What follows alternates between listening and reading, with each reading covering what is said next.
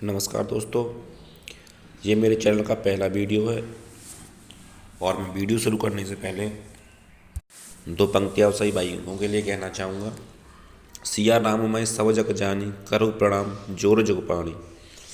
नमस्कार दोस्तों, आज का हमारा वीडियो है जीवन बीमा क्यों ज़रूरी है या हमें जीवन बीमा क्यों लेना चाहिए। बहुत से लोगों को तो जीवन बीमा का नाम सुनते ही बहुत बुरा लगता है, पर लेकिन यह बहुत ज़रूरी चीज़ है। आइए चलते हैं टॉपिक की तरफ। बहुत से भाई लोग जीवन बीमा कराने का मतलब मरना समझते हैं।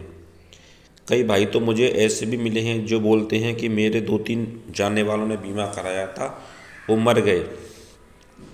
मरना तो एक दिन सबको ही है, लेकिन जो बीमा करवा कर मरता है उसके परिवार को उसकी कमी तो खलती है, लेकिन बीमा के जो पैसे मिलते हैं उनसे परिवार को भरण पोषण और शिक्षा आदि में मदद मिलती है। बहुत भाई बोलते हैं कि पैसा नहीं है मेरे पास, कैसे बीमा कराऊं। मेरे हिसाब से जीवन बीमा उन्हीं को लेना ज़रूरी है जिनके पास पैसा नहीं है, मतलब जो मध्यम वर्ग के, मजदूरी वर्ग के होते हैं। पैसे वाले तो पैसे वाले हैं ही, उनके न रहने या रहने से परिवार पर कोई फ़र्क नहीं पड़ता है। लेकिन मध्यम वर्ग या मजदूर जो रोज़ कमाकर खाने वाले होते हैं, उनके चले जाने पर या उनके परिवार में ना रहने पर उनका पूरा परिवार प्रभावित होता है। खाने पीने, शिक्षा, सब कुछ उनका रुक जाता है। जीना मरना सब ऊपर वाले के हाथों में है, लेकिन जीवन बीमा होने से आपके बाद आपका परिवार आने वाली परेशानियों से काफ़ी हद तक निपट सकता है। उसी से उसके परिवार वाले कोई रोज़गार खोल सकते हैं, कर्जा चुका सकते हैं, बैंक में जमा करके थोड़ा बहुत ब्याज से अपना घर खर्च चला सकते हैं। बहुत से भाई लोग जो ग्रामीण क्षेत्र के होते हैं वे ब्याज को ज़्यादा मानते हैं। वो बोलते हैं जीवन बीमा कंपनी 2 की या 3 की ब्याज दे देगी, नहीं दे सकती। लेकिन उनकी बात भी सही है, लेकिन ब्याज का पैसा ना तो टाइम से मिलता है, और ब्याज की छोड़ो, जो पैसा आपने दिया है वो भी कभी कभी मारा जाता है। अब बहुत से भाई ये भी बोलेंगे कि पैसे पटाने वाला होना चाहिए, लेकिन सभी के भाई पहलवान या दादा नहीं होते। जो लड़के बीमा का पैसा टाइम से मिलता है, और ब्याज का पैसा अगर आप जीवित रहते हैं और पटाने की ताकत रखते हैं तो ही मिल सकता है।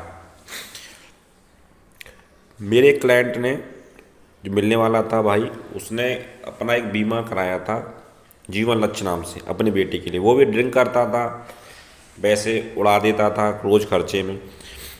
एक दिन उसका मैंने कर दिया, मैंने भैया बार बार मना कर जाते हो, 3 महीने हो गए, एक बीमा करा ही लो। तो उसने कहा चलो भैया आप कर दो। तो उसने 6,000 रुपये जमा करके क्वार्टरली किस्त ली थी। ठीक है, अब 2 महीने बाद वो ढाबे से ड्रिंक करके निकल रहा था तो बस के आगे आ गया वो, उसकी डेथ हो गई। डेथ हो गई तो बड़ी दिक्कत हो गई। मुझे पता लगा वो ख़त्म हो गया है। तो मैंने उसके घर कॉल किया, तो मैंने बोला भाई FIR वगैरह सब कुछ करा देना, सब कुछ लगेगा उसमें क्लेम में। तो उन्होंने, उसके घर वालों ने बोला कि हाँ भैया हमने रिपोर्ट करवा दी है। तो 2 महीने बाद उसके 3 लाख रुपए मिल गए। और जो भाई ब्याज की बोलते हैं, अब कितने की ब्याज हो गई,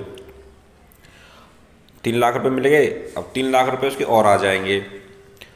किस्त माफ़ हो गई, उसने केवल 6,000 रुपये दिए थे, और जुलाई के महीने से 30,000 रुपये उसके घर पर 16 वर्ष तक मिलेंगे।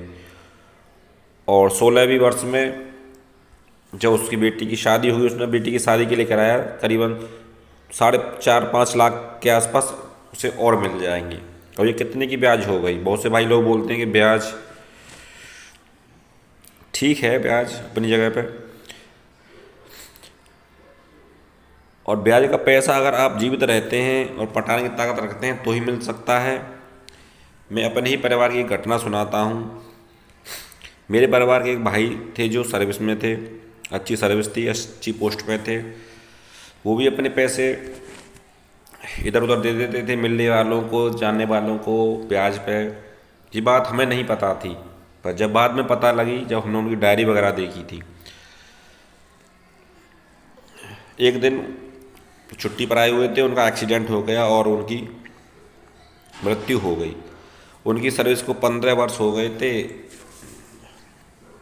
तो भैया ख़त्म हो गए, तो उनके जो डॉक्यूमेंट वगैरह जाते हैं ऊपर सर्विस के, उसमें कि ख़त्म हो गया है, कार्रवाई होती है आगे। तो हमने किताब वगैरह चेक करवाई कि पैसे लगेंगे भाई।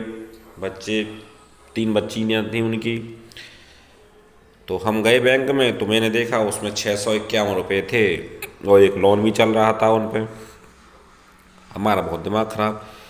फिर 3-4 दिन बाद फिर दिखाया, 1 तारीख निकल के गई, तो उसमें उनकी सैलरी आ गई 52,000 करीबन।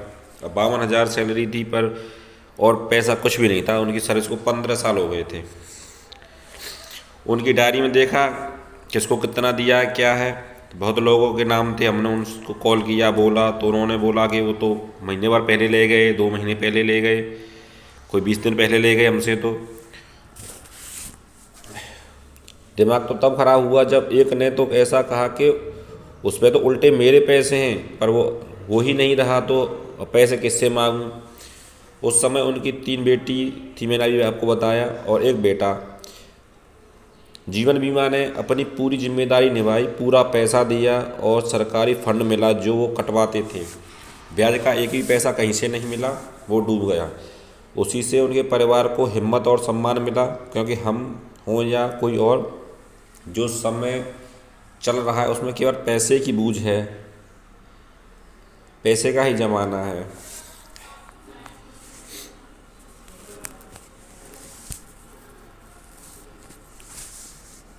वीडियो काफ़ी लंबी हो चुकी है, आप परेशान हो गए होंगे। अगर मुझसे कोई गलत बात भूल गई हो तो मुझे क्षमा करें। मेरा ऐसा कोई उद्देश्य नहीं था कि जिससे मैं आपकी भावनाओं को ठेस पहुंचाऊं।